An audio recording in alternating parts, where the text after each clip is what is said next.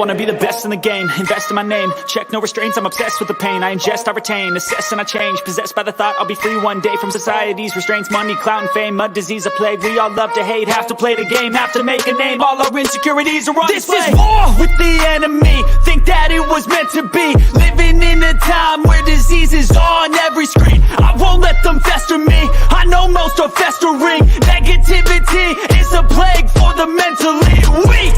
No mercy, all I got is working. Never stop searching, never quench the thirsty. I'm toxic and psychotic, with this logic you can't stop it. It's been chronic since I was a boy, so neurotic and chaotic. I'm built to last with the webs I'm weaving. I could change the past with all I'm achieving. Got my foot on gas, never stop competing. If you break like glass, then this life's gonna eat 'em. Make mistakes real fast, then you learn how to beat 'em. If you take off the cast, you can see all the healing. If the pain's in the past, move on from the grave and put your foot on the gas. No, never stop competing, yeah. I've been doing this, I'm on it, I just wanna be iconic.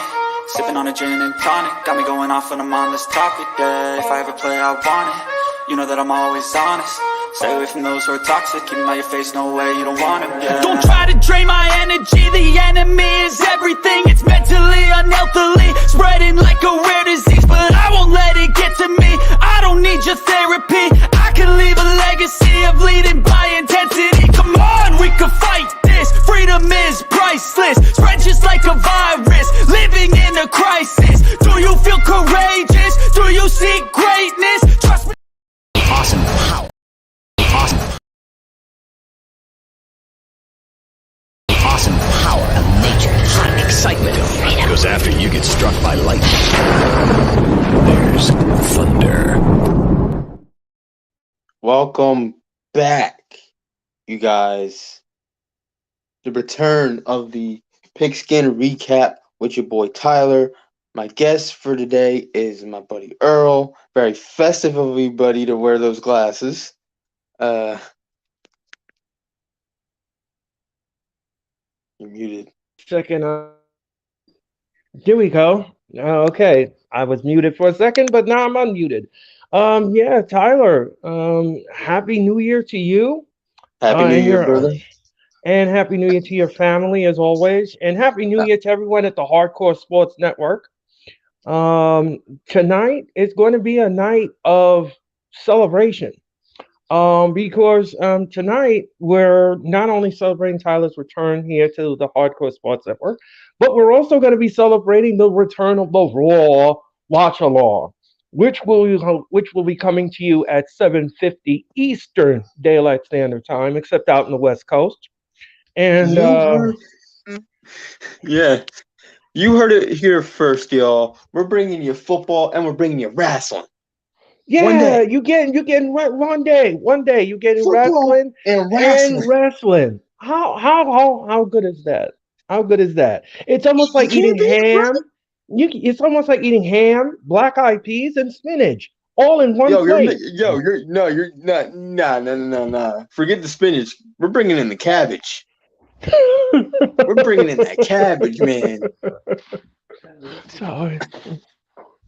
We had to get the food analogies out the way, though. But yeah, we did. I hope you had a good holiday, Tyler. I had. Spent a lot of time with the family, played games, ate a lot of good food. It's awesome. Yeah, and I did something I haven't done in a very long time, in over 6 months. I got some decent rest. I haven't had that in a very long time, ladies and gentlemen. I have been going on all cylinders since last year, and now it was time for me to just take myself offline and rest. And but we got a lot to talk about tonight on the Raw Watch Along. So please, I hope everyone will tune into that. We got a lot of stuff to cover tonight before we even get into Raw and the new year. But you know, Tyler, I want to talk about something first and foremost on your show, because this is Pigskin. So what did you make of the Jets' loss yesterday? They need a quarterback. They need a quarterback bad. Mike White ain't the guy. Zach Wilson ain't the guy. They need a quarterback. The defense is good. The offense can be good, but they need a quarterback. That is their missing piece. That is the last puzzle piece they need, and they need it bad. But let me just ask you something. How could a team that was seven, what is 7-3? How 7-3, yeah. how could a team of 7-3 just lamely, and I'm going to use the word lamely here, bow out like that, so disgustingly. I was just like, what is this? Like, what is this? What am I watching here? I mean, I this was team just baffled too.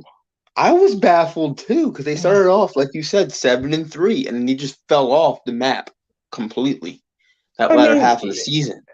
it's almost like they just rolled over and died, and they They didn't did. even care anymore. It's basically what happened. And the problem is the team cares. It's just the quarterbacks don't care. Zach Wilson's really the problem because he had a bad game I think a few weeks ago, and they asked him, "Were you the problem?" He flat out said no when he had a bad game. He did not take any accountability for his mistakes, and that's what hurt him. And he's still doing it. He's still doing it. He's not playing the best visibility. Mike White's not the guy. He's just a Right. career backup. Joe Flacco isn't getting any play time because he's old and washed up. So it's just the quarterback position for this team. It's just terrible. They needed a quarterback. What was I watching yesterday? It was like a horror show. It was almost like they were like Showtime at the Apollo, and they were stinking on stage, and here comes the Sandman grabbing the cane and taking them off the stage. I mean, it was just it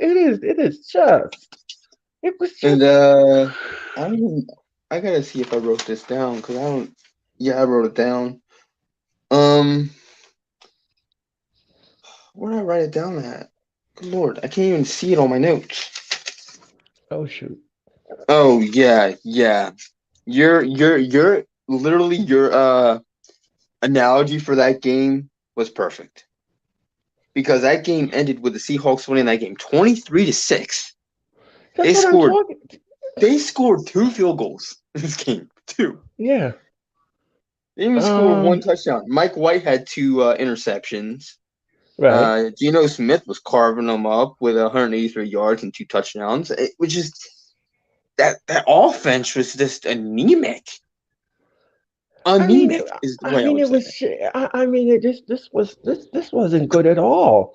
This was a No, stinker, and yeah, the interceptions were a killer. yeah. Were a coffin killer. It was bad. It was really What's up, bad. Coach? What's up, Coach? How you doing? Hit that like button. Thank you very much. Yeah, hit the Um. like button on this. Subscribe if you haven't subscribed already. Mhm. Um, but yeah, it was atrocious, and I feel bad for Jets fans. I really do. I mean, because the way they went out was like there was no fight, there was no heart, there was no passion, None. there was no take, there was no pushback, there was no clapback, there was nothing. And in this league, in the National Football League, you gotta clap back. You gotta push back. You gotta fight harder than your opponent, or fight just as hard as your opponent if you want to have a chance to win. That's what I mean. I mean, it's like Yeah. where the freak was the hunger? Like where was the hunger in here? Like aren't you tired all the time every year to have to come up to the plate and you want that magnificent dinner and all you get is one bean? I mean, come on. You Come don't even you on. don't even get the bean. You get table scraps. Nasty table scraps. Yeah, And, in a backed up sewer pipe. I mean, it was just terrible. um also on my end, we got a stinker for my team. I'm not happy about it at all. Um, Philadelphia loses their second straight game to the New Orleans Saints, and the quarterback and that offense did not do anything until the third quarter, Um, and it uh, was uh, just it was atrocious. Um, I Listen, it's uh, not me. It's Earl with these analogies, man. These food analogies. does that But mean that is that mean that I'm fired, Mitch? Anyway, I digress. Um, but Philadelphia, man, the Eagles, they did not play well. Defense stuck in that first half. At one point, Andy Dalton for the New Orleans Saints was perfect, literally perfect with his completions. right, Not the defense did not contest any of those passes. right. And and then you have Gardner Minshew going 18 for 32, having a pick, 274 yards. It's like, what happened to this team? It's like once Jalen Hurts went down, once Garner Johnson went down, and a lot of these like key players that we had on the defensive side of the ball, plus the quarterback, who's a franchise quarterback and looked like a franchise quarterback all year, an MVP all year, he goes down. The team looks like bottom of the barrel, and it pains me. I mean, I don't think at this point the Eagles fans should be pushing the panic button because first of all, I'm not uh, really pushing. Yeah, I'm not pushing the panic button right now, no, but I'm like, I wouldn't at this point because you're going to go against the Giants again, and this is you all stomped on us the last time. You literally stomped on us. You took us to the woodshed. we nearly put up a 50 burger on you guys. Yeah, I mean, you guys took us to the proverbial woodshed. It was like somebody stole your car and you took us to the woodshed and showed us what life is all about. That is We that is kidnapped you guys and took you to a woodshed. Dang, that's what it was. That's what it was like. That's what it was like. and we were beating you up along the way. Yeah, I mean the blood was so much coming from the nose, it was like a river of denial, but it wasn't denial, it was the truth. Um Okay, you guys, this just got crazy graphic. I mean I speak the truth. I can't sugarcoat it. I'm sorry. I just Yeah. there's just no way I could even I can't even put a blanket on that. I can't. Even if I wanted to. Um Don't worry, dude. This is completely uncensored. I really don't care. But the backup quarterback, he stunk. The offense. There was one play that AJ Brown was trying to get his attention. Dude, this play's not gonna work. Let me call an audible. Call an audible. Do something right. else. Or call an And act. he- and Gardner Minshew would not look in his direction. Right. And it was like, what do you? There's now there's miscommunication between player and your receiver, quarterback and your receiver. Come on, man. It's the whole Listen, team dynamic just wasn't there on Sunday for this right. team. Well, listen, And listen, listen. Every football, not to cut you off, Tyler, but yeah. every football team, Tyler, Oh yeah. has an off day. Yeah. Every football team has an off day. They all do. But what really pains me is it wasn't just one off day. It was two off days in a row, Right. Well, two well, off weeks in a well, row. wow. Look what. But I'm not panicking because we're still gonna get Gardner Minshew back. Not Gardner Right. Minshew, Gardner Johnson back, Jalen Hurts back next week against the Giants. The Giants are gonna rest their starters, so it should be an easy win. Should be. Um, since you guys rest your starters, congratulations to the Giants for making the playoffs, clinching the playoffs. This week we'll get to Yeah. that Yeah. We'll get soon. to that. Yeah. But next up, a team that everybody absolutely hates, the Dallas Cowboys versus the Tennessee Titans. Yep, boo. No one likes them. With Dallas winning this one 27-13 on Thursday night. Dak Prescott, 29 for 41, 282 yards, 2 touchdowns, 2 picks. Josh Dobbs, 20 for 39, 232 yards, a touchdown, and a pick. Not a Oh my bad day God. at the What on office, right? earth? Hmm? Not a bad day at the office, right? No, not a bad day at the office for Dak Prescott. Or I mean, No. he did have a really bad day Right. because for like the last 10 weeks he's been throwing picks and he threw 2 picks again this week. Um, but What is up with these teams and these interceptions? I mean, why can't you play crisp-free, error-free football? I mean, it's like sometimes they try to throw the receivers don't get separation and they try to force it into like tight windows and sometimes it doesn't work. but Or how, sometimes it's just like they just throw a bad ball. right? But the thing is that those interceptions are coffin killers in a game because it kind of deflates the team. It kind of brings down the morale of the team. You're trying to win the football game, and when your quarterback throws an interception, it's like a dagger in the defense because now the defense has to work harder. It can be. It really can be. But it's all about how you bounce back too, because after those 2 picks, Dak played lights out. They won the game. So it really isn't so much a dagger if it's like early interceptions, but if it's late interceptions, like you said, boom, they're daggers. Your game's over. Yeah, If we're because I throwing a, mean, if you're throwing a late game pick, then yeah, your game's over. You lost the game. I'll give you an example. I mean, if you're winning, let's say you're winning 23 to 10 or something like that, and you got that team on the ropes, and you throw that interception, now the tables are gonna turn. You just Yeah, woke the team up. You just opened the it door. can You opened Pandora's box. it can change like that. That's the funny thing about the National Football League, that it can work like that. You throw one pick, they're back in the game, and it could get you. It could really get you. You're right, man. But next up we have the Atlanta Falcons versus the Arizona Cardinals. Both teams stink. One's a 4-win team, one's a 6-win team. Not good.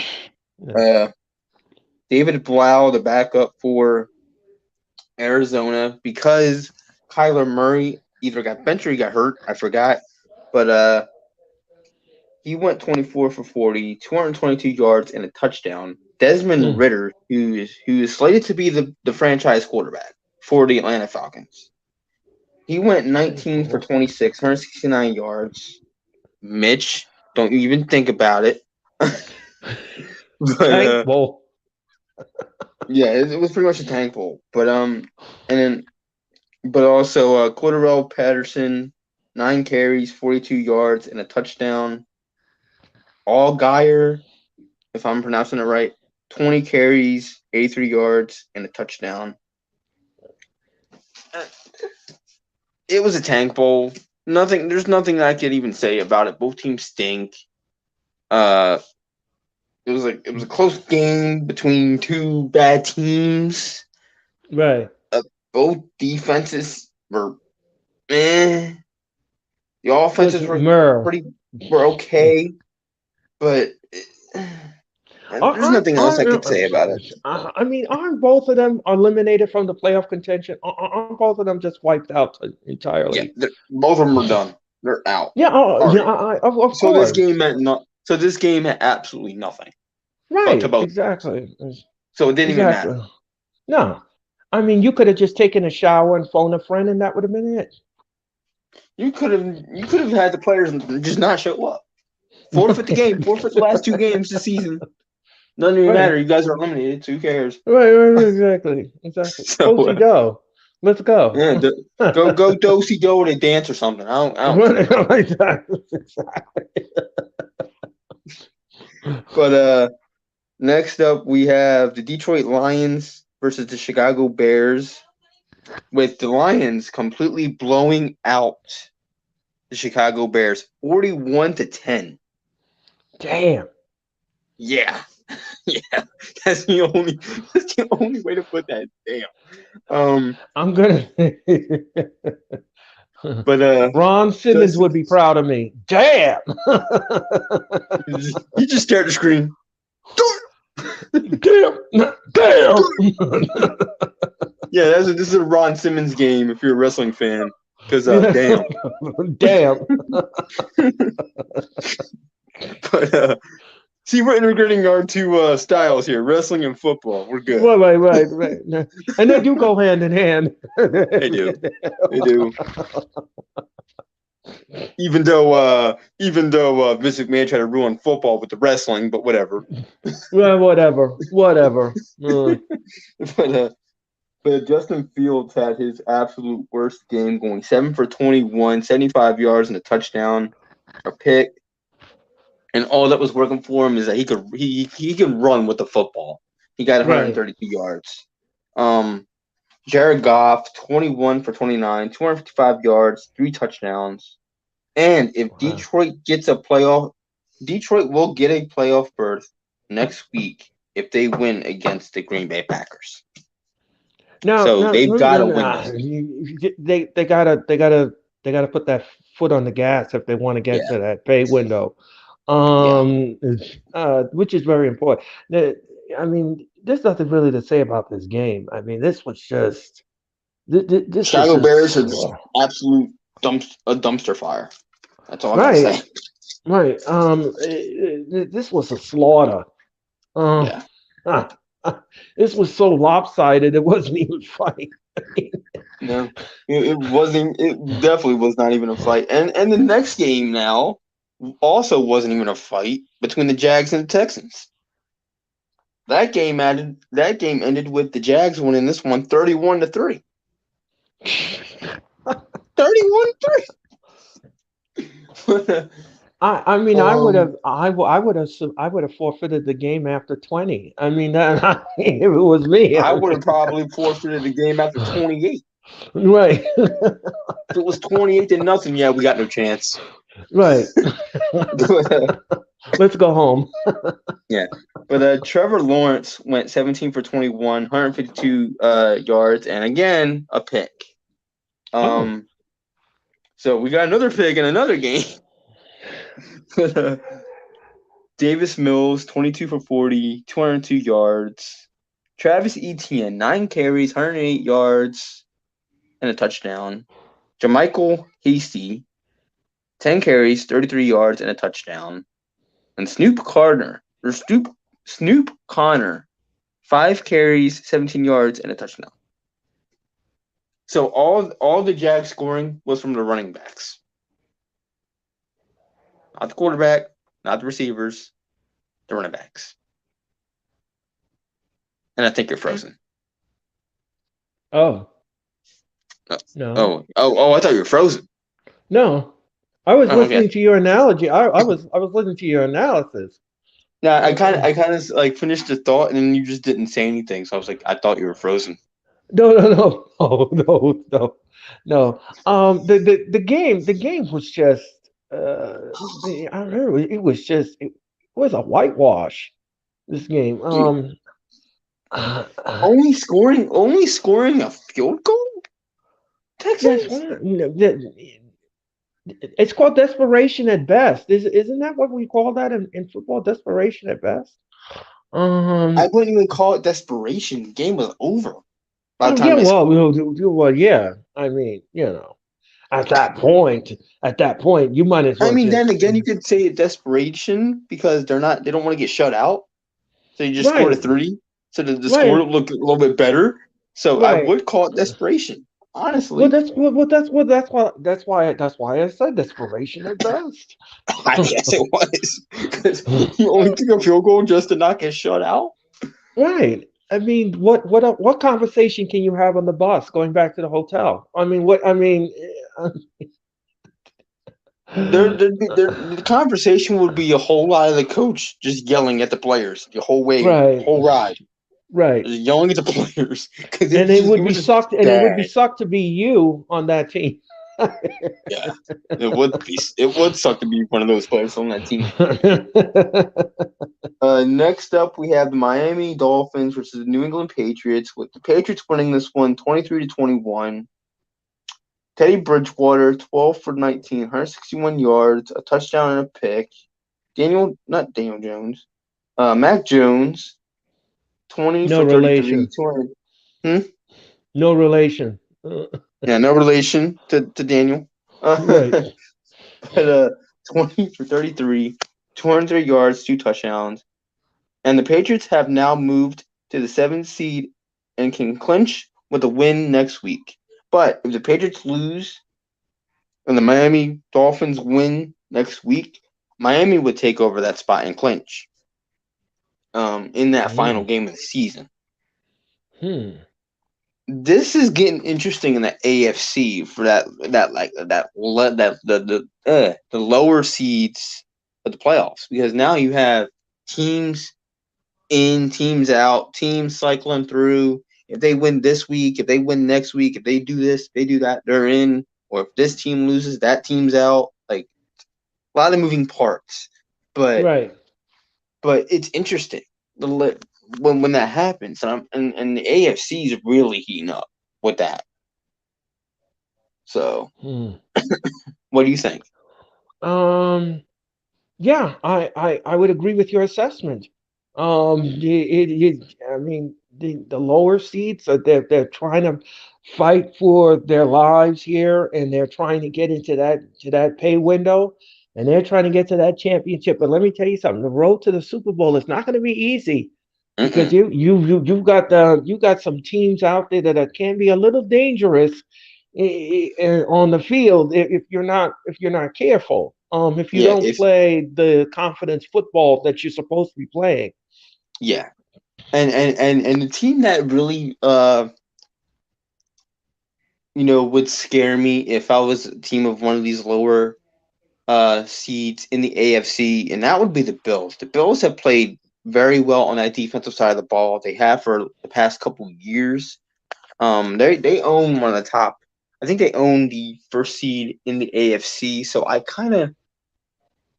would be scared if I was one of those lower seeds if they had to play the Bills. Right. In the NFC, if Philly would get out of their own way and win a game, they would get the number one seed, and that would be the team that everybody should be scared of because they had that number one seed, and the playoffs go through those teams that are and to build. And honestly, if Philly doesn't make it, I would choose the Bills. But if Philly does make it, Philly's winning it. Um, and that's if the defense is healthy, if the offense is healthy, they would be the winners. But if the Eagles aren't healthy come playoff time, they're not even going to Super Bowl.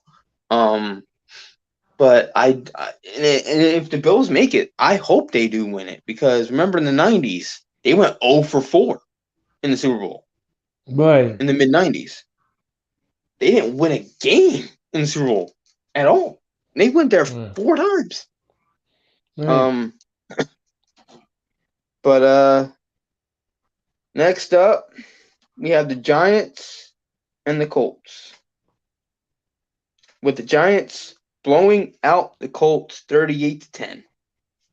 I tell you something. I was on the live stream with Jeffrey yesterday with this game, and he got fantastic views on the video. This game was just absolutely. I felt like I was a rabbit's foot for the Giants because I walked in and there was no excitement at first, but then all of a sudden the Giants just woke up and the defense and they were scoring touchdowns and they were putting pressure on the Colts and they were just running up and down the field with the football. And this was a Giants team that I've never seen before. In so much losing seasons, the Giants usually just roll over and die. This team, for some reason, they're hungry and they're passionate, and they want to win the game, and they want to go to the playoffs.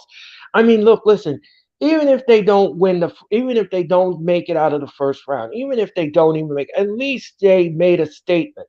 At least they They made did. some kind of a statement to say, look, Mhm. listen, we didn't make it, we didn't go this far, but we will come back, and we will come back better than ever, and we will come back stronger. And I think that's the message the Giants need. That's what Giants fans need to think about at this And point.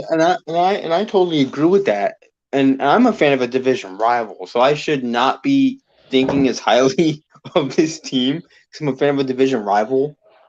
But this team has really shown that they are one of the top teams in the NFC right now, and they've proven it. On offense, they look dynamic. Defense looks dynamic at times. Um, they look good. They look like a good team for once. And like Yeah, you said, for the past few years, ever since that 2015 fluke season, they've not looked good. This year, they look great no, on I mean, both they sides of look, that ball. yeah, I mean, everything.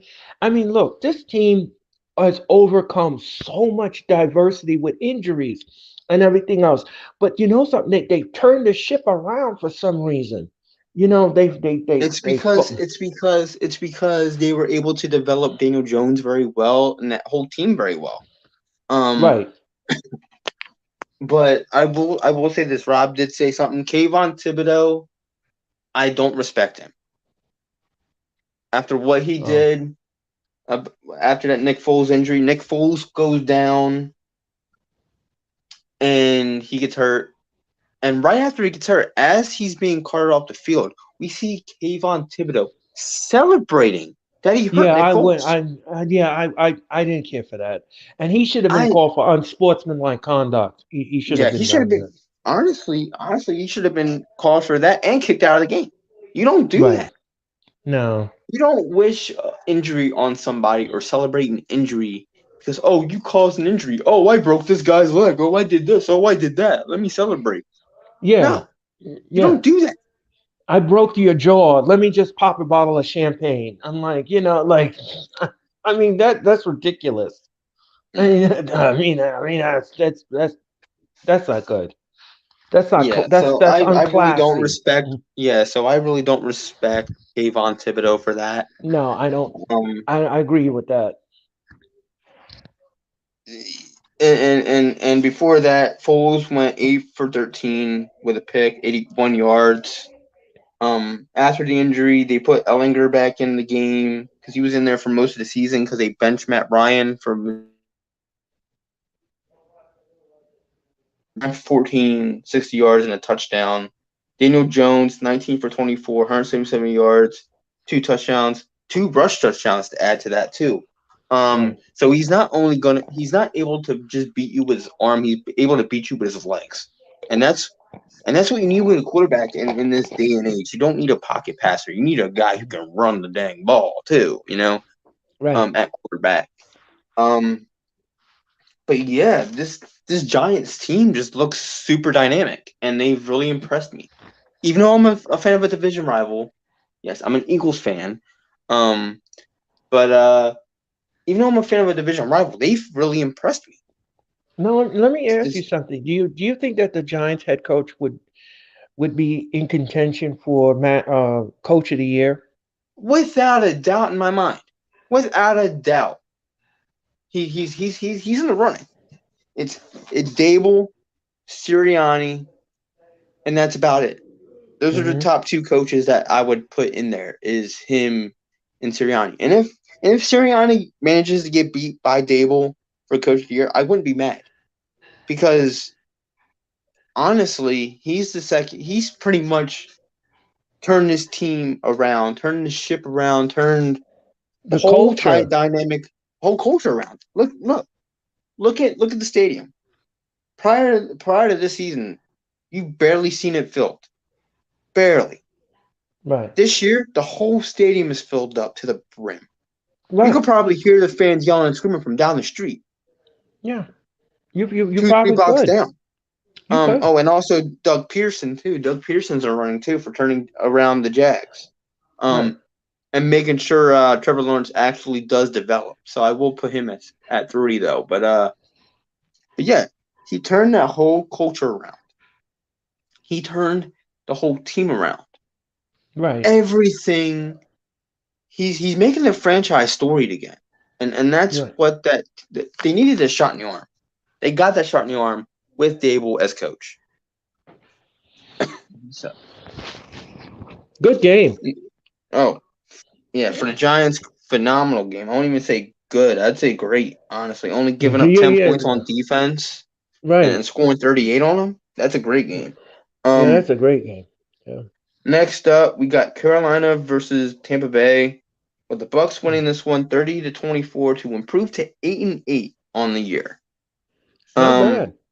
No, not bad. They started off the season with like one of the worst records in the league, and then they just started climbing and climbing and climbing and climbing late. Sam Darnold, 23 for 37, 341 yards, 3 touchdowns, 1 pick. Tom Brady, 34 for 45, 432 yards, 3 touchdowns. Ever since Wow. his divorce, Tom Brady has played lights out. So maybe he should have. Maybe he should have been single all this time. He should have been single. That's it. He should have been single. If you wanted to play the game, and he thought his family was just too much of a distraction, just be single. Right. Right. But anyway, the Bucks get the win. They improved to 8-8. It pains me to say that because I didn't want to see the Tampa Bay Buccaneers make the playoffs this year, but it's whatever at this point. Next we have the Brown. How poetic justice would it be? Let's just say, for example, that the Giants do make the Super Bowl and they take on the Buccaneers for the Super Bowl, and then they would have to take on Tom Brady.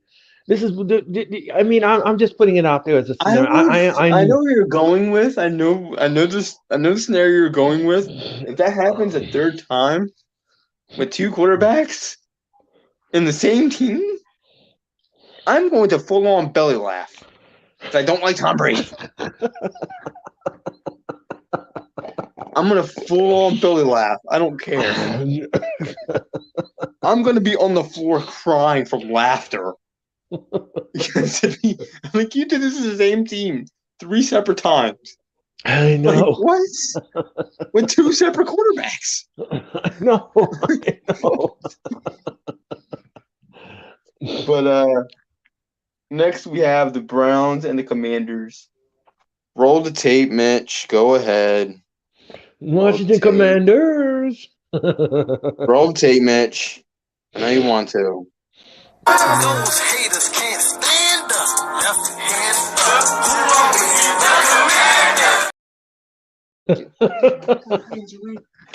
That is ricotta cheese you just stirred up in there. Oh, I know. I had it last time. Okay. I didn't give you much. Okay. All right. But yeah. It was just like. Now this game, Cleveland gets the upset, 24-10. But Deshaun can't keep his hands to himself. Watson, yes, I called him that all year because the whole thing with the massage therapist and stuff, like whatever the heck was going on. Yeah. He went 9 for 18, 169 yards and 3 touchdowns. And Carson Wentz. I hate to tell you, Commander fans, I told you so. Right. He was like this in Philly post his injury. I told you. How does it feel about Eagles losing? Honestly, I'm not. I'm a bit bummed, and you can laugh all you want. Your Cowboys are still overrated. Right. But we lost half of our defense for one, and our starting quarterback isn't there, and Gardner Minshew is terrible. I'm going to munch about that. And Washington, you have a crappy starting quarterback that we warned you about, and you also have a dang pig. A pig? I mean, As a come mascot? on. That's lame. A pig? That's lame. Call the But Commanders, not the Pigs. There's a let me tell reporter you out there, not something. pigs. Let me tell you something in that last comment about the Eagles losing. He who laughs loudest. Remember that. Yeah. Look, he's a Cowboy fan, so I don't really pay attention to him that much. Um, but like I said, like I said, oh, I forgot that too. Ron Yeah, Rivera. they got eliminated. Ron Rivera. Let's have a little conversation, Ron Rivera. Yeah. How on earth do you not know the playoff implications? That you had to win in order to keep it alive. And if you lost, newsflash, You're you were eliminated. eliminated. How Right. did you not know? ESPN's been reporting if you lost this game, you were done. And you didn't know? Wait a minute. Wait. Back that up. He did not know that if he lost the Legitimately, game. he said in his press conference after the game, he did not know that if this team lost, they would be out of the playoffs. Wait a minute. Wait a second. You're a head football coach, and you don't know the rules of a playoff implications. You don't know the rules at all. You as green as goose shit. Like what is going on here? What am I looking at here? What is this? A world where a head coach doesn't know that his team was eliminated. Oh, I'm done. I'm completely done. Like Judge Judy says, beauty fades and dumbness lasts forever. Anyway, let's just. And that's a wise lady you just quoted. Wise lady. Yeah. I love Judge Judy, man. She's awesome. Yes. But yeah, I was done too when I heard about it, Mitch. I'm done I too, was Mitch. done. I'm I'm like, done. how do you not know that you're eliminated from the playoffs? Oh Like my what? God. There's literally prior to this game, there was 2 games left. Like what? Oh God, jeez. I guess he figured. He says, "Well, we lost again, but we still are in the fight. We're gonna get him next week. Don't you worry. We'll get him next If he said it like that, nobody would have batted an eye or teased him about it. week." But they asked him, "Did you know that if you lost this game, you'd be out of the playoffs?" He said, flat out, no. Oh my God. If he would have said it like you said it, like I don't really care, we're still gonna fight till the very end. I don't care if we're out of the playoffs. That wouldn't have mattered. Right. That wouldn't have mattered. No one would have batted an eye. But this guy flat out said that he did not know that they'd be out of the playoffs if they lost this game. Let me explain something to you guys. If you don't know something, fake it to know it. That's my rule for you. Fake it to know it. Fake it to know it. Exactly. Just fake it. Fake Say, it to yeah, know I it. did know that. We're gonna just fight hard to the end of the season, and we'll go from there. Oh, another thing too. You're sitting there saying, you don't even know that you're out.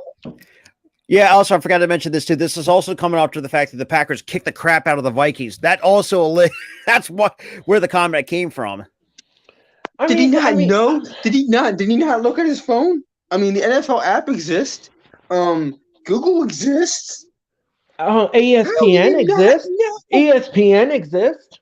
The ESPN app exists. ESPN on TV exists.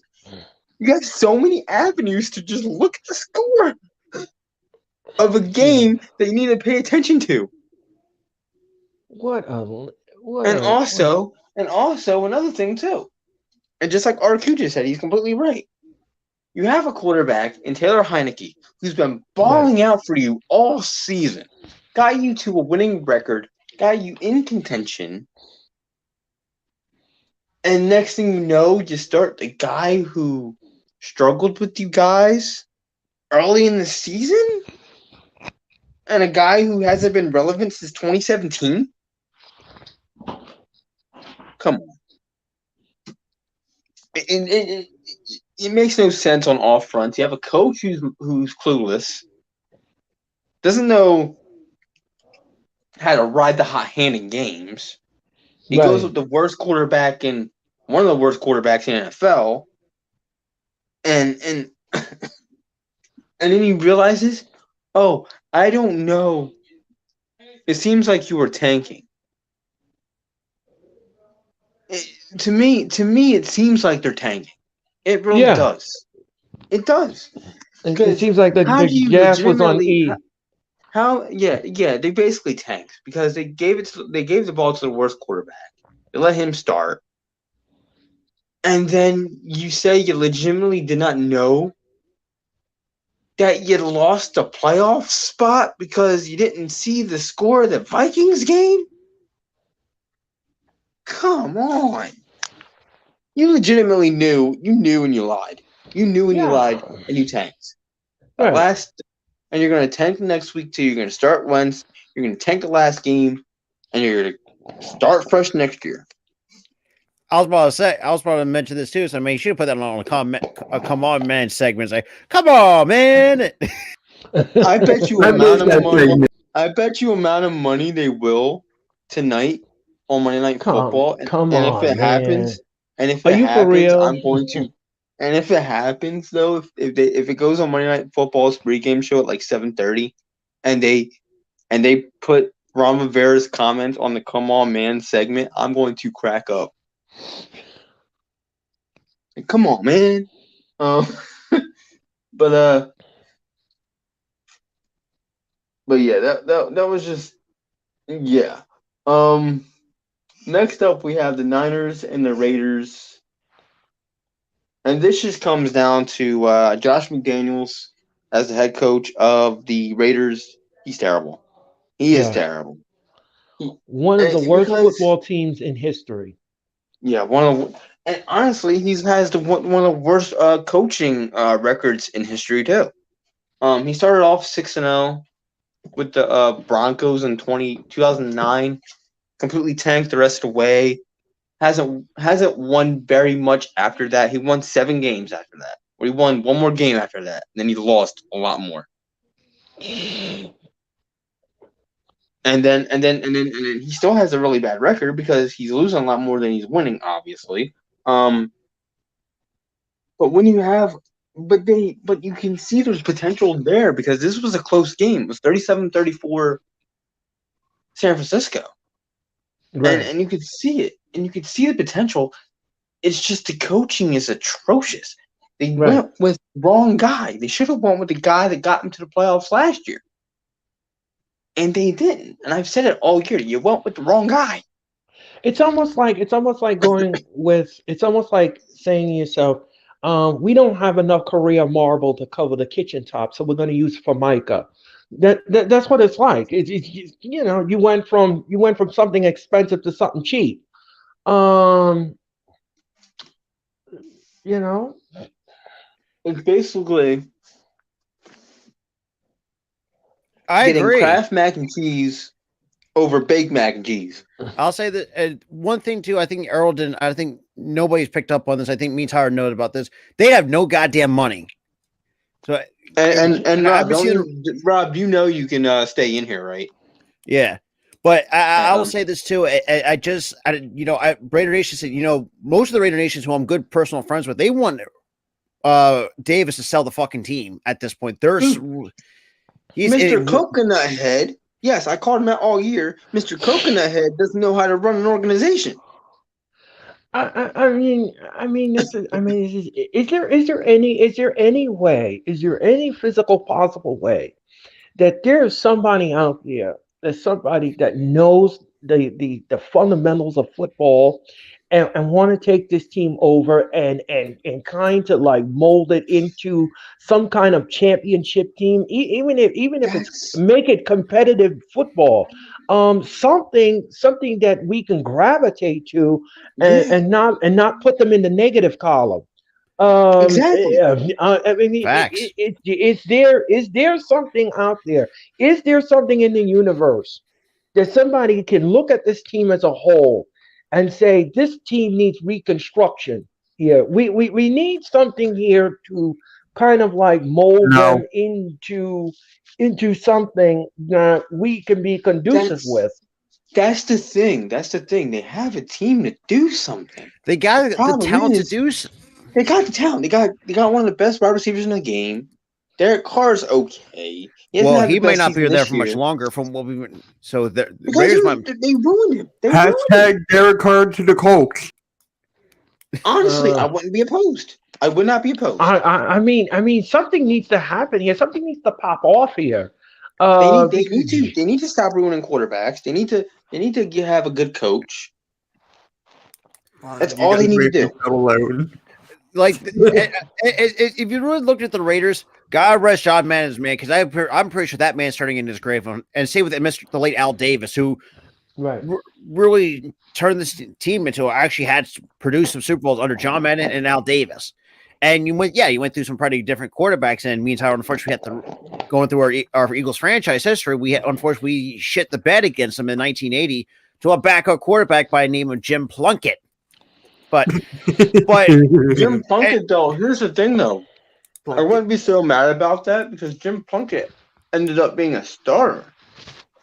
Yeah. For a while for that team after that. And he was a really good starter. And it's like, come on, Mitch. Come on.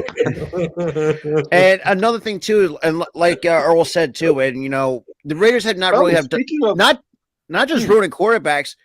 Does anybody remember that 2007 draft with Jamarcus Russell? Does anybody tend to forget about that? That tremendous draft bust. SpongeBob, yeah, but speaking of SpongeBob, that's Russell right. Wilson. How does it feel to get absolutely roasted on national TV by Patrick Starr? I can't. I'm done. Like, how does it feel to get absolutely roasted by Patrick Starr? Like, Tyler, on Nickelodeon. We talked about this before, not like a couple days ago. Laughing. I couldn't stop. I was like, that's not what he is. He was like, that's not what he wanted to cook. I'm like, I'm done. Nope, that's it. I was like, I can't. It's like, how bad do you have to be to? And Tyler, we talked about this too, and we talked. Me and Keith, he hit the lowest of lows, man. Like, how low do you have to be to? That's like the lowest of low to get absolutely roasted. I brought up a picture of a Krusty Krab. Now we're talking about SpongeBob. So there you go. I could imagine. No, it's because you reminded me of that game where Patrick Starr absolutely roasted Russell Wilson, and actually did a play-by-play commentary as well, like. Scored an interception. Now, I'll say this too, though. Like, I know some people may not like the Nickelodeon games. I find it really enjoyable. It is. I kind of do too. I gotta hop off. I'll talk to you guys later. Got my stream in 5 minutes. See you guys. All right, Mitch. Yeah, Earl, love the glasses, man. People in the chat love the glasses. Thank you very much. Thank you very much. Yep. Have fun in your Raw. Talk to you. Thank you very much. Mm-hmm. But But yeah, I like the Nickelodeon one too because I thought when they first did it, I was gonna hate it. I checked it out. I'm like, this is actually pretty fun to watch. And the thing is, I was watching the absolute worst playoff game ever. Yeah, the first year they did it. Because I wanted to see how it was. I was curious, so I watched it. I thought it was very, very fun because not only do they have commentary that they don't dumb it down too much to where they're babying the kids. Right. They're basically calling it like they see it, like the regular broadcast, but they're teaching the kids how to play the game or how to follow the game. It's funny too, especially in that or you had Gronkowski say, "Oh, what like give me definition like what a holding is or whatever the case may be." And then you also had the young Sheldon kid. Oh God, I hate young Sheldon. I'm like, to me, I don't mind it. I don't mind both shows. Both shows are pretty good. But yeah. But I'm like, that's an odd character to teach you how to play football, but it makes sense because the dad in that show was a football coach and he did learn from his dad and he was talking about plays in an episode. I'm like, it makes sense. And it's like, and especially with the graphics that they've done it too, it's just like I love the slime, bro. I love the slime thing. Every time they score a touchdown. There was one instance where I think the broadcast got slimed probably like, most of us, we have some of us have a juvenile sense of humor, and where that kind of goes. But I'll leave it at that. But it's just like, no, because it's just like Bronco. Man, I've seen Broncos Square they're fucking pissed off to no avail, and I can't blame them. Like your team's got bought by legitimately the owners of the Walmart Corporation. Yeah, they're owned by the Walmart? they're owned by the owners of Walmart. Oh your god! I had someone in my chat one time saying, even the Walmart owners even the Walmart doesn't want the Broncos. It's like, I can't. I'm done. Like I just started cracking. I was just like first of all, you get roasted. You get Russell Wilson roasted by Patrick. Now you get your entire team roasted. It's like you can't even make it through Walmart. It's like this is the trajectory. This is the trajectory to going. And it started off with the Patrick Star roast of Russell Wilson. It's embarrassing. It's absolutely hilarious. It was embarrassing for the guy, but it was hilarious for us. It really was, but I'll leave it at that. The next game, we have the Packers and the Vikings. Hey, Vikings fans, y'all okay over there? You good? You good? You kind of got murdered. You kind of got murdered over there. What was the final I'll say this too. Thank you, Green Bay. 41-17. Oh, jeez. 41-17, my guy. I mean, it's almost like putting them up against the wall and taking a dagger and going like, nee. Yeah, like Psycho style. Just yeah. This was a torture. Oh my god. It looks like they put them through flaming tables and everything else, and that was the end of them for the. Again, another wrestling analogy. We're merging. But I will be the only fan base I could see that pulling that off is probably Bill's Mafia, because they are fucking crazy with tables. Dude, they threw their own fans to flaming tables like they were an ECW or something. Like what? Like, gotta love them. Gotta love them. Gotta love the enthusiasm. Somebody asked me on Twitter. They said, "Have you ever been through a flaming table?" And I said, "No," and I don't want to know about it. And I don't want to know about it. I don't want to feel it. I don't want to go through that. But just out of this game in general, we know where Kirk Cousins is as a quarterback. Justin Jefferson was on a milk carton for most of the game. Yeah, it was just bad. And what does that mean, Robert? When you say he was on a milk carton, basically, he went missing. He went missing. He was missing. Oh, okay. He didn't show up. He didn't show up for the game. Yeah, it was just bad. His fundamentals left him. It's basically a joke saying that because he was relatively quiet in the game. He wasn't playing well. He didn't even show up. He didn't show up. It was like he didn't show up. Yeah, that's the joke. And don't get me wrong. I mean, I think Justin Jefferson's definitely an MVP candidate for sure. But it's just after that kind of performance. When you get shut down by the Packers, though? And I'll give the Packers a lot of credit, though, for the team that started out super fucking slow in the NFC North. The fact they're fighting their way back into the playoffs. And we all were thinking that I said they're going to miss the playoffs. We were all thinking that Aaron Rodgers is too drugged up because the Hollywood lifestyle of him doing the drugs and LSD and other LSD and stuff like that. But isn't that allegedly though? Isn't that no? Yeah, I think there's a couple. No, he admitted it. He admitted it. He admitted being a cokehead. Not a cokehead. He did acid. Acid. Oh. Yeah, don't even worse than coke. But I thought Jair Alexander, part of that secondary. Even though we thought, especially with the Packers team coming in, says like, okay, so could this be Rodgers' last year? Because knowing that you already have a quarterback waiting in the wings, at some point you're going to have to develop your quarterback. I felt like the way he played, he was protesting having Jordan Love there. He was protesting it. He's been protested the last couple of years he's been and the way that his demeanor was this year was almost like he was pissed off all the time. Because I'm thinking this way, it's just like, you're not going to go anywhere if you're going to have a quarterback like Aaron Rodgers, who, let's be real, have at least 1 or 2 good years left before you call it quits. Yeah, You and know? honestly, he should have just realized, look, you're on the latter half of your career. And Just the play team- well, teach this kid something, and when you retire, And you've this- already got a quarterback waiting in the wings. It's kind of like it's kind of like he's kind of acting. He was kind of acting like Brett Favre acted when Aaron Rodgers got drafted. Yeah. You remember that crap storm that happened? Woo! That was back in 05. Back in 05 when that happened, and that whole ordeal. How karma comes full circle, doesn't it? And now what's happening? The Rodgers is getting angry.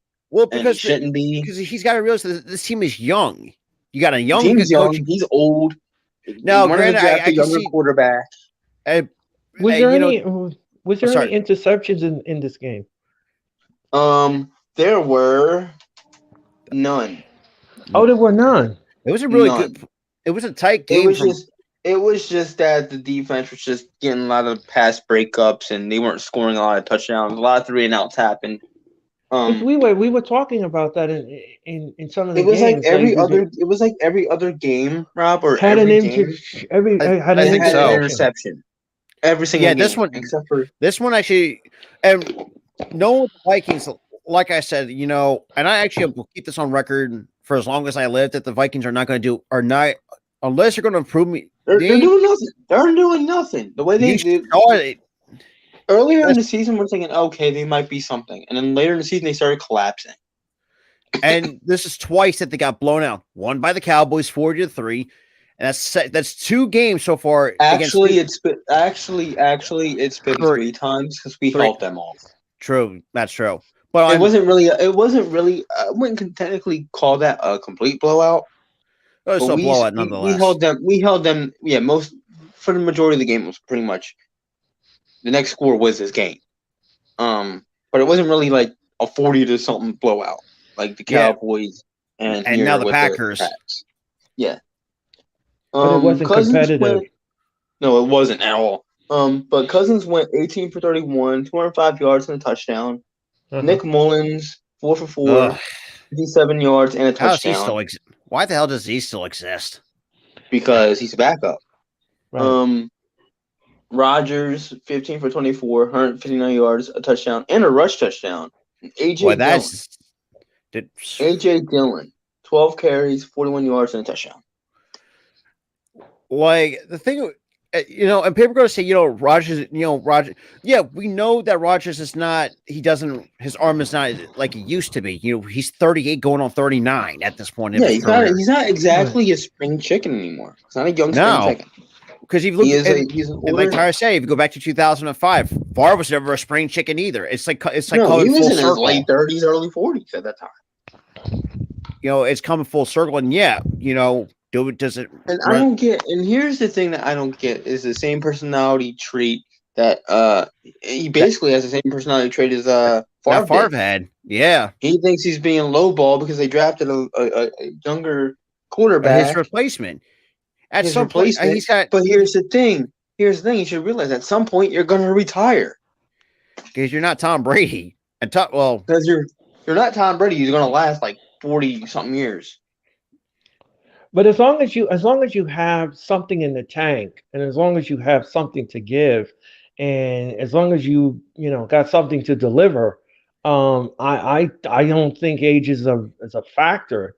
As much as your physical well-being. I feel like it is in a sense because he did regress slightly, but here's the problem. If they want to just draft your successor to get that cycle moving, so if you do retire because you're at the later stages of your career, age does play a factor there.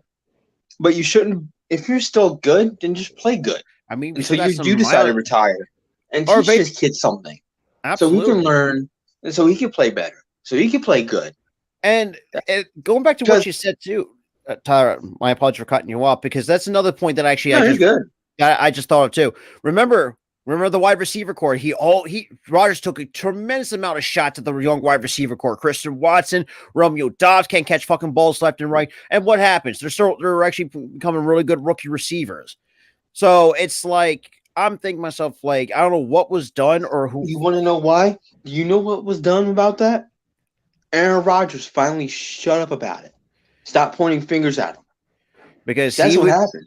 Because I like you said, like he's been like that once before. So it's like and he's been part of being a rookie once before. Like he's understands the pressure that comes along with being a rookie.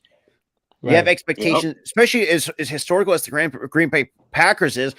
There's a certain standard you have to live up to how that historic that franchise has been. Now, granted, should they have more Super Bowls to produce an entire franchise? Absolutely. They only produced 3 Super Bowl titles in different decades.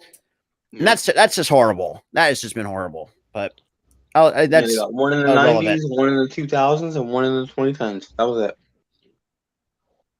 I think I also got 4. No, they got one from Joe Starr, I think it was, or somebody. I'm kind of thinking. Oh, Bart Starr. Bart Starr. Thank you. Why didn't you say Joe? Joe was the common name in the 60s. I don't know. But that's kind of that's my little side point. Next up, we have another blowout. Oh boy, the Rams and the Chargers. Next, oh good God, we don't want to talk about this game. Let me guess. Did the Chargers blow out the Rams? 31 to 10. 31 to 10. Chargers. I mean the Chargers. I mean, wait. Let me ask you something. These 2 football teams are the worst. Am I correct in saying that? Chargers actually are in the play. The Chargers are actually one of the top teams that are going to the postseason. Oh, okay. The Rams. Okay. So the Rams fell off after winning. Are stinking. Yeah, the Rams fell off after winning the Super Bowl. Yeah, they took on our curse in 2017, basically. Yeah, spend so much money on players, and then you have so much cap that you don't have. You have to cut half your roster. Now you suck. Like Cooper Kupp was like, it's just like we've been hearing also rumors like Sean McVay's going to retire. Like, no, I don't think Sean McVay's going to retire. He's too young to retire. How old is he? I think it was like 30 something. Like 30 something, but that's too young to retire. Yeah, as a coach, you probably last till like you're like 80, 90 years old. Actually, I think the oldest I've seen was like in later 60s, up towards lower 70s. But I mean, look, coaches have like a lot longer shelf life than a player does. So I don't think he's going to retire. I think they're going to just fire him as a scapegoat or something. But I wouldn't be surprised. I absolutely don't think they should. Don't you think that that's a dirty thing to do, though? To use someone as a scapegoat. Trust me, we have seen this in the past. It's like it's not a common thing. We did that crap. Remember Doug Peterson? We did that. Yeah, that was just horrible. That was dumb. And we wanted him gone too. That was the problem. I wanted the guy gone, and I feel bad that I wanted the guy gone. I was supposed to say give him another year before you fire him, but that's besides the point. And look at some of the players that they have on the roster. Aaron Donald's not getting any younger, and he's been hitting that retirement at a couple more than a handful of occasions. You're not using Cam Akers. You're not using the running game whatsoever. Like you got rid of your Darrell Henderson, who was actually a solid running back, for most of the season before you got rid of him, so that you're like Cam Akers play. That entire and I have said this too. This also stems to the fact that you should never move to Los Angeles in the first place, from being the St. Louis Rams. I mean, you could definitely, if everybody's not watched that Super Bowl parade, it was just god awful. It was just empty. No one even showed up. But let me ask you something. Let me ask the two of you something. Shoot. Why in the world would you move a popular team like the Rams? That's what we were trying to figure that out. From the Midwest. St. Louis was a hotbed for that team. Move them all the way over to what? Where? That's a question that we wanted to get answered since they moved. If you have somebody that's a hot team in the Midwest, don't upset the apple cart. They were loved. Absolutely. I mean, look about it. We got Marshall Faulk, probably the most underrated running back in the 90s. Kurt Warner, for crying out loud, that won you a fucking Super Bowl. On turf.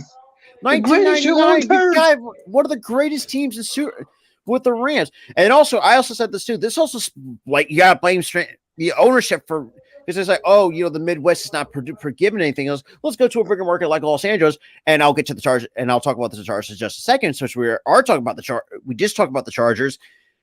I have been bone to pick with the Chargers another team. That's another team that moved to LA that no one cares about. The Chargers, because they moved them from San Diego to LA. And little fun fact: the only team that runs Los Angeles when it comes to football, who's deep ties, was the Raiders. The Raiders have a lot of deep ties in Los Angeles, in terms of football, anyways. So even with the Raiders going to LA, they weren't even loved there either. So they moved to Vegas. They were in Oakland, actually. No, Oakland's no, they were in LA. They were the LA Raiders for a little bit, and then they were that was in the 80s. Vegas. No, Rob. They moved from Oakland to LA, then they went to LA to Vegas. They spent 1 year in LA. Remember? Yeah. I'm pretty sure that's what happened. They moved from Oakland to LA and LA to Vegas. But you know something? Here's the thing that I just don't understand. If it's not broke, don't fix it. I don't understand. I mean, it's all about this, man. It's all about the money. And Tyler, to answer your question, there were the LA Raiders from 82 to 1994, but the majority spent most of the years in Oakland. I swore they were in LA from like a few years ago to last year. They've been in Oakland from 1960 to 2019.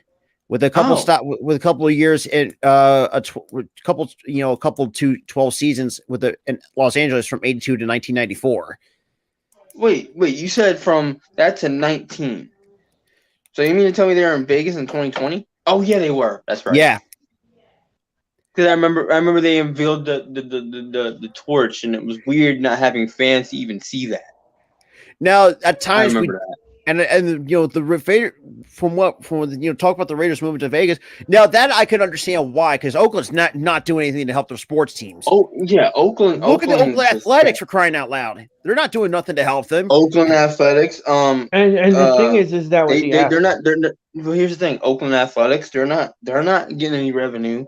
Oakland Raiders Golden State Warriors. No, Oakland Raiders. They want to move. Hold up. Oakland Raiders didn't get any revenue, and then you had the Warriors move from Oakland to where was it? San Francisco. Now they're in San Francisco, right? And San Francisco is way better because they got the Niners and now they got the Warriors. Absolutely. They also got the Giants. Yeah, well, that's true, but it's just like I said, people knowing me. For those who have known me and Tyler, except for Tyler and Earl, who guys know me, I've always had a bone with pick with the Chargers and the Rams moving, just because the amount of greed that some of these own. Well, here's the thing that really bothered me about that whole ordeal with the California teams. So you move San Diego to LA. You just move cities in the same state. When you could have just stayed in San Diego.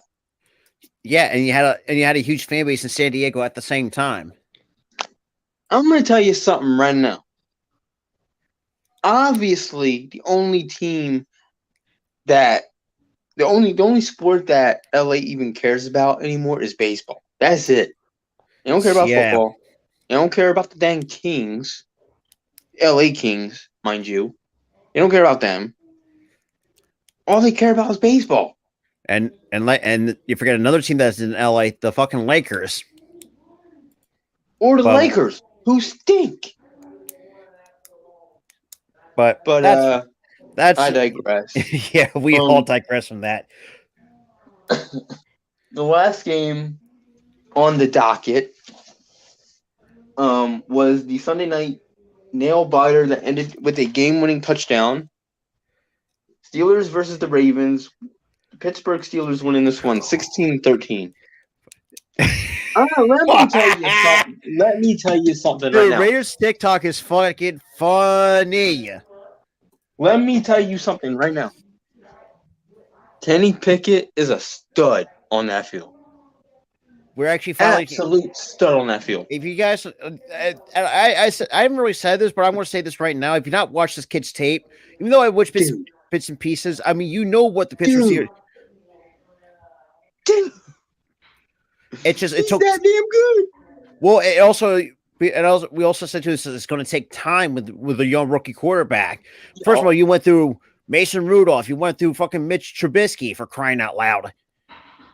And now you got Kenny Pickett. Now, granted, I mean, he's not with a concussion, which, well, we don't want to talk about the other team because one team in particular that I think, Tyler's who I put on the grill constantly. But they blew yet another lead. Again. What was that? 5 straight blown leads this season? I think 5 or 6. Like, how I'm thinking, it's just like, because it's like, this was a divisional game. This was for the Ravens. If they could have won this one, they could have had an opportunity to at least be tied for the division lead. But no, decided to shit the bed. And also, people say, oh, it's like, look, Tyler Huntley, I thought he was always okay. But I know Greg Roman's got to get the fuck out of there. I don't know who their defensive coordinator is. Their defense, their defense is okay. They got a few things to work out. But good God, you can definitely tell without Lamar Jackson, this team made fucking shit. Yeah. Ravens fans, look, I'm being brutally fucking honest. Your team is overhyped, mostly because of your defense. Because first of all, Mark Andrews, decent or good tight end. But the fact you don't use your fucking receivers is bullshit. But then again, that's you're just throwing it to your tight end, and that's also you put that on Greg Roman on that play calling, who is their offensive coordinator,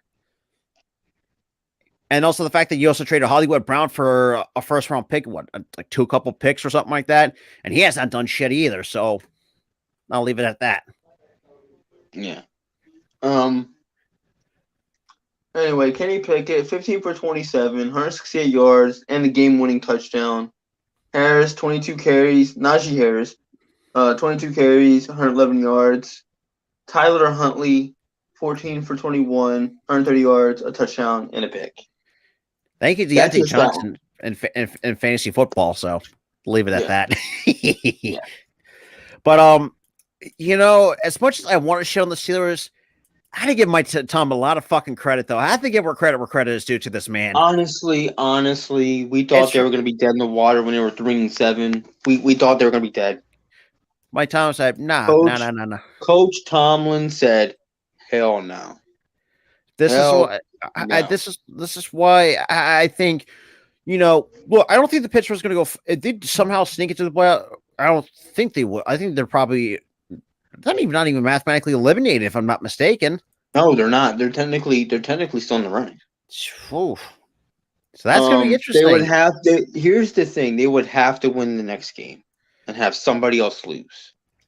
Yeah, because of how they. Here's what would need to happen. It's the same scenario of the Miami game, right? Or the Miami Dolphins. But it's different. If both Miami and New Orleans, or not New Orleans, New England lose, if both Miami and New England lose and Pittsburgh wins, they're in. That's the scenario. You guys didn't even talk about Miami, right? Because that was another team I usually put constantly. We did. We did. And for those who don't know, that's another team I put on the grill for one specific fucking reason. Who? You are killing Tua Tagovailoa. You stupid. But here's the thing. He got the third concussion after weeks without having a concussion. That's fine, whatever, right? But what really bothered me is him getting concussion and then him playing the next week or the next. Oh God, that Thursday night actually within 4 days. Yeah, when he got knocked the fuck out, it's like he got knocked out. And literally 4 days after the Sunday game because they were playing on that Thursday night. This was what week. I think going into week 4 because they were 3-0 at the time they were coming into that. Thursday night this was going into week 4. This was week 4. And Tyler, you and I talked about this too. Like they were so more focused on keeping the undefeated record than than Tua. Yeah, you should. Here's the thing: health comes before football when it comes to your players. Oh, absolutely. And in order to protect your players, you don't have them play with a concussion. And it's bad enough you have and as much as we shit on ESPN analysts nowadays, yeah, they're fucking pissed at you for one specific reason. They even mentioned Luka Kuechly, retired at the age of 28. What happened? 3 concussions in 1 year. They said, I can't do it because he wants to, because and there's one doctor on YouTube. Yeah, he has broken down, not Chris Nowinski, but there was another one in particular actually talked about concussions where, concussions, people can react to concussions a lot differently. And the fact he had 3. Here's the thing.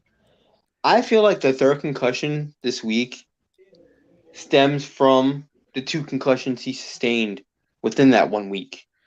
And in that week 4. I'm thinking to myself, man, this kid's going to get killed. He's gonna. He nearly did get killed. Because remember, what's his face? Christopher Nowitzki, Dr. Christopher Nowitzki. Mm-hmm. He said about the second impact syndrome thing, where you get a concussion, if you get hit again, you may die. Luckily, Tua didn't. Yeah, and it's just and the Miami Dolphins is going to be the reason why the concussion protocol might be might be a lot different. Here's the thing. I don't get it. Now, even after that, look what happened to New England a few weeks back. Oh God, with Nelson Aguilar had to. He had to wave off. It's he literally had to wave down the ref. I'm thinking to myself I felt bad for Tua. Now I felt bad for Devontae Parker. Man, you could tell that man was fucking concussed as hell. And I commend Nelson Aguilar for doing it. He's like, hey, yo, he's not okay. Stop it. And they try to get a medical timeout, but somehow, with the Cardinals, especially in that game against the Cardinals, somehow they got, the Cardinals, as bad as they are, they wanted to challenge the play, which stopped the play, but allowed Devontae Parker to get onto the silence. It's like, thank Christ we don't need to deal with, that's just like I said, the concussion protocol is going to be a lot different going into next year and beyond. Here's what needs to happen. Coaches need to pay close eye to their players. Refs need to really play a close eye to these players. And the NFL definitely has to do something. They have to do something. And the fact is, you're trying to say, you want to try to make player safety, then fucking do something about it. Because do something. Because it's bad enough.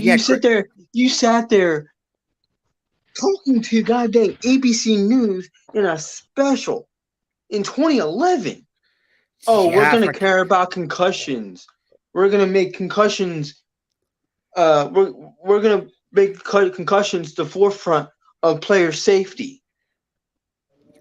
Fast forward 10 plus years later. Are you guys making it the forefront of your safety? Hell no, you're not.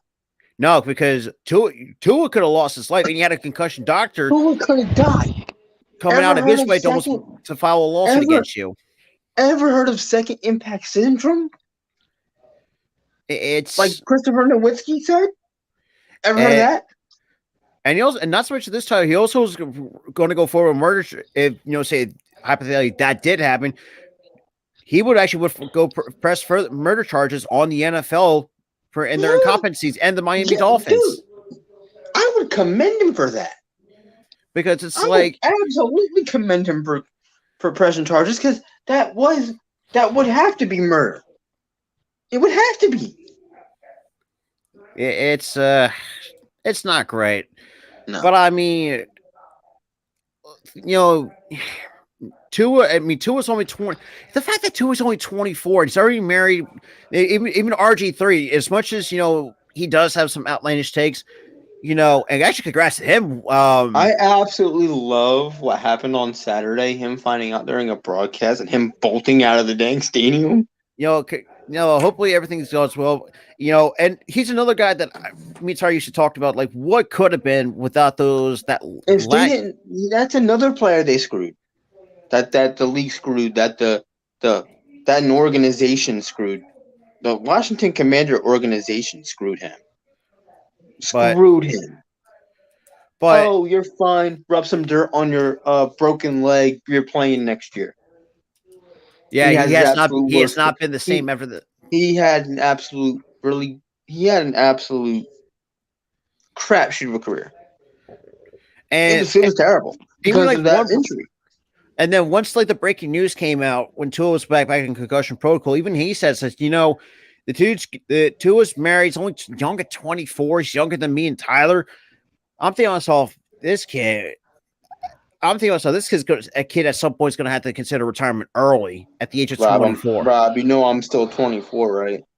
Well, still, you kind of get where I'm going with this, but still, it's just like I've always plagued the question, like at some point he's got to have to consider it because you got 3 concussions all in one season, even though they're sporadic ones.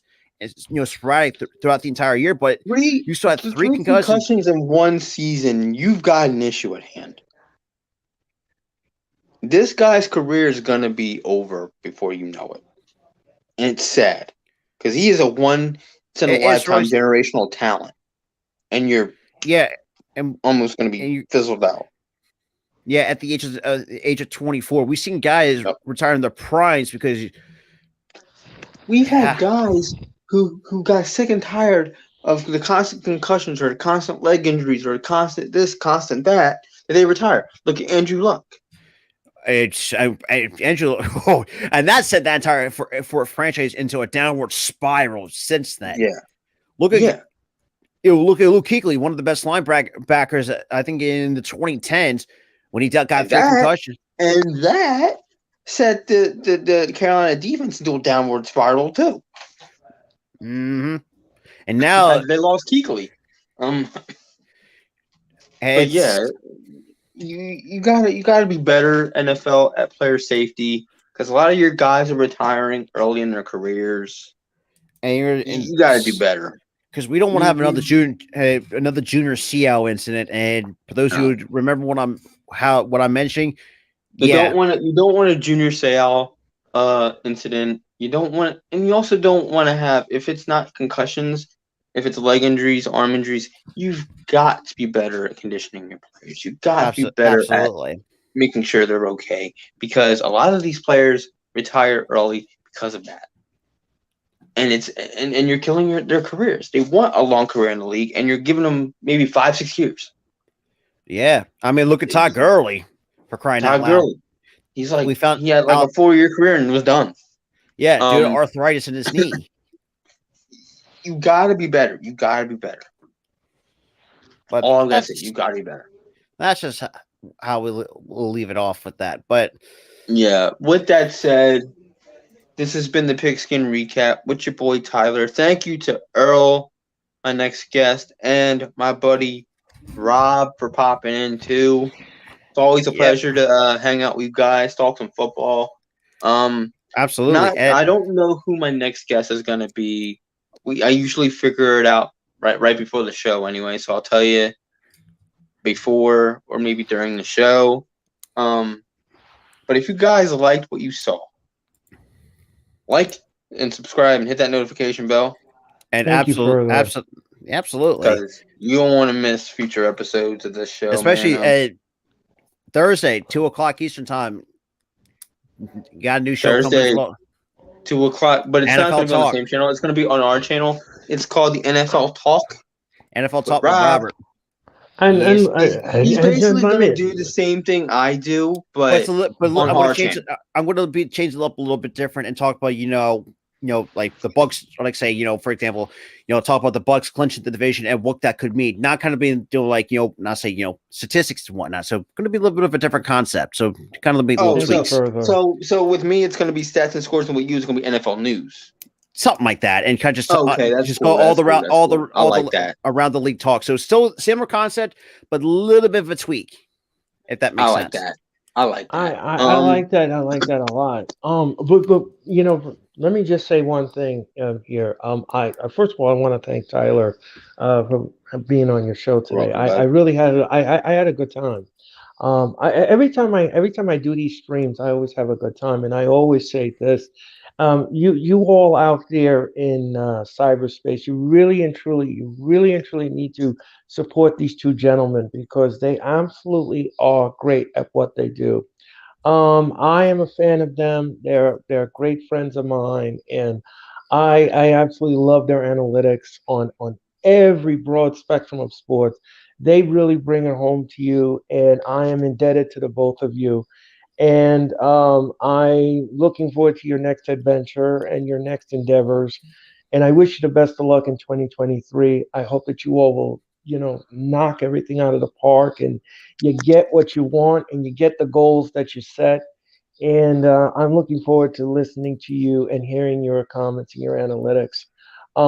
Again, like I said before, and I'll say it again, ladies and gentlemen, the Raw Watch Along will be coming down the highway as 7:50 Eastern Daylight Standard Time tonight here on the Hardcore Sports Network.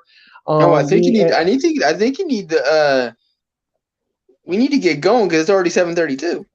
Yeah, and boy. Also, and speaking of another goal, if you guys want to kind of check us out as well, we're getting close to that. Please. We are so close. We're 11 away from 1,000. We are 11 away from 1,000, y'all. And congratulations on that. Hey, take it. I mean, you guys again, like I said before, like you need to sub to these guys, and they're fabulous. They're great people, and it's a great fit here at the Hardcore Sports Network. I am going to return, like I said tonight, with the Raw Watch Along, and I'm going to return with the Wrestling Experience this Thursday night because I'm going to have Mitch Kofsky, Mac the Giants fan, and just added Dylan McCutcheon will be on my show. So we're going to have 3 great guests on my show this Thursday night as the Wrestling Experience returns to your cyberspace airwaves. Look Absolutely. for all of that. Look for that. I look forward to talking to you. When is It's Hardly podcast, bro? This coming Thursday, January 5th, 6 p.m. Season 3. 6 p.m. Season 3 will be coming out for you guys. Absolutely. So check us out. Check her out. I got my buddy Don't worry. Oh, we're not competition. We'll split it up. Hey, listen, you guys check him out. I always love giving the pie away. I mean, hey, more pie for everyone. Have some cool. Yo, what pie we talking about? We talking about that pumpkin pie? Sweet potato, pumpkin, apple, whatever you like. Well, if you're making more of a one wrestling reference, we got to talk about that Poo-Tang pie. No. Sorry. No. Keep it PG. But yeah, especially with the It's Rolling podcast, with season 3, we got our first guest coming up for season 3. My buddy from the land down under. It's going to be Friday morning for him from Australia, Avakazi Ray. He's going to be coming on and shooting the shit with some that's wrestling. A quality guest, man. That's a quality guest. I loved him when he was on our SmackDown stream this Friday. Absolutely. Awesome. So he's going to be coming on as well. But like I said, man, the pressure of being a producer and stuff like that, it's just kind of just been a hard work the last 2 freaking years on this platform. Man, let me tell you something. Let me tell you guys something. We put in that work the past year. We put in that work. Yeah, we did with a lot of content.